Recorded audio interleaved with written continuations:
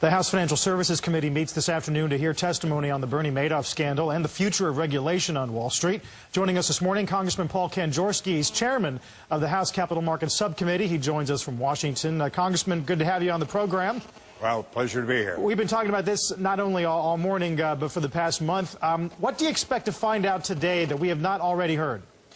Well, I really want to find out and establish a base as to how all this happened to create an atmosphere that will make it understandable for the American people and the Congress as to how depthful we have to get into reforming regulation and what we have to do to create, to stop the voids and the problems that obviously this reflects in our system. Do you think that's going to come down to legislation alone or just a revamping of the agencies involved? Arthur Levitt has a big piece in the Journal today about how it's unfair to require the SEC to keep track of a 50% increase in the number of investment advisors out there. Well, I think it really is an examination of where we've come over the last 80 years since the beginning of regulation, and to recognize that it's certainly a different atmosphere today, and we have to make the appropriate adjustments for that atmosphere. Yeah. Do you think you're going to uncover any more material information about how his schemes were created, or is that just too impenetrable at this point? Well, we don't really know. I'm looking forward. Certainly, one of our first witnesses will be the Inspector General, and I assume he's going to be able to give us a rather high look at the overall problem as it existed when they found out about it recently, but then tracing it back as to where it emanated from. That's very important. I'm really very curious. Did Madoff wake up one day and find out that he was in a Ponzi scheme, or did he actually design it from the very beginning? It just seems almost unbelievable that he would have done that. Right. You know, this would be an opportunity for any politician who chairs a committee to feed on the anger that is surrounding the case. You don't seem that upset, per se. Like you said, you sound more curious than anything. Well, it's not that I'm curious. I'm using it as a tool. We're not an investigative or grand jury.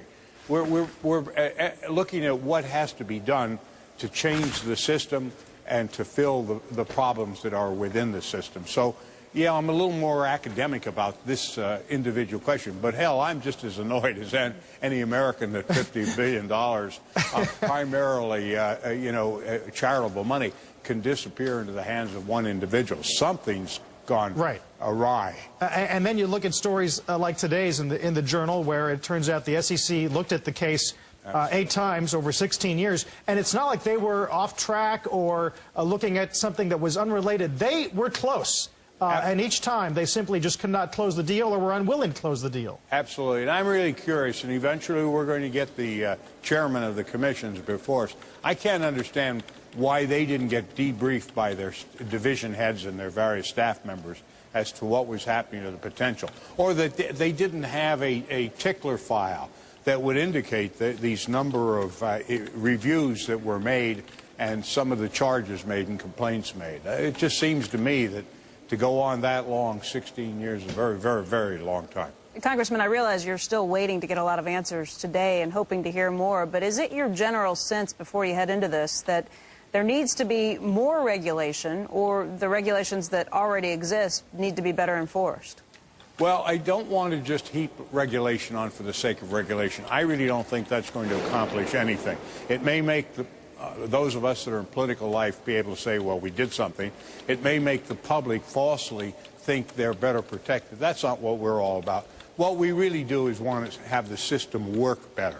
And I think that will necessitate enlarging regulation, getting into areas where we haven't regulated, certainly starting to keep an index of what's out there that should be regulated, that hasn't been regulated, and what we're doing with it. So it's going to be a change. And I'm going to examine. I'm a big protector of self-regulation, too. I don't want to throw that all out the window. You know, this is not something we should say the total system was defeated or destroyed. This is another problem that we've discovered in this long recession.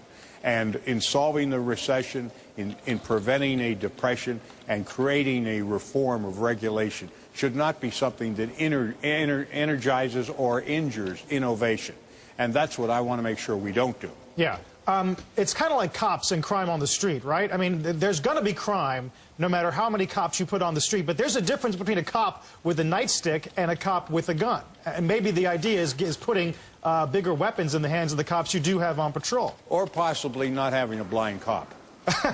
That's a good point, too. We're not going to hear from Mr. Forgive me, is it Markopoulos? Yes. He's too sick to attend. Yes, he's going to be called to another hearing. This isn't the last of the hearings. There'll be several involving the Madoff matter. I'm going to try and construct it as a case study if I can, and I think we'll be able to get the buy-in of a lot of American people that will really have in their minds what all happened, what happened to Wall Street, what happened to cause this disaster. I hope we can come a little nearer to answering those questions. Congressman, is there a different mindset on the Hill with regards to what is known as the alternative investment industry versus the traditional asset management industry? In other words, will there be more focus on kind of the hedge fund perspective? I believe there will be. I think there's clear indications now that there's a whole second shadow industry out there that we have allowed to escape regulation. You know, when we talk about regulation, I want to mention one thing. This is not only the failure of the SEC. This is also potentially the failure of bank regulators, because there was bank money invested with Madoff. And where were these regulators? What due diligence did they perform when they were doing examinations as to whether these federally insured and regulated banks, where their funds were safe? Congressman, we'll be watching closely this afternoon. Appreciate your time this morning ahead of it. Looking forward to it. Thank you.